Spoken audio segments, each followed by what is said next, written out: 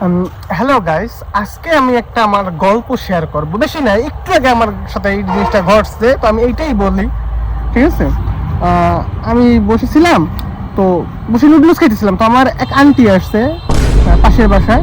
সে এসে বলে, অমিত তোমার পড়ালেখার কি অবস্থা? এখন আমি বলছি তো যাবো আবার ঢাকায়।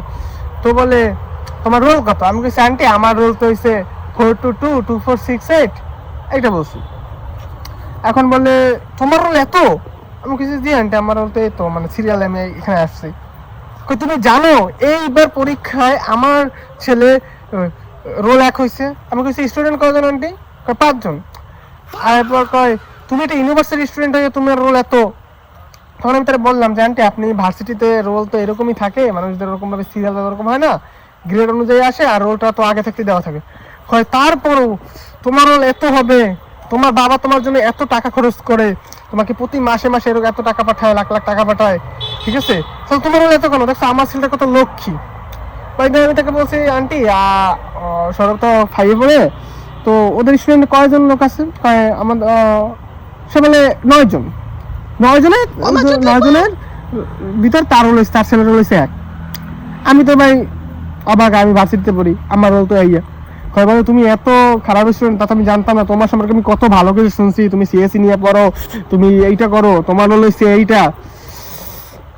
আমি 4-5 মিনিট চুপ ছিলাম, আমি একদম চুপই ছিলাম। আন্টি বললাম আন্টি আপনার ছেলে যখন ভার্সিটিতে পাবে তখন তার রোল এর থেকেও বেশি হইতে পারে।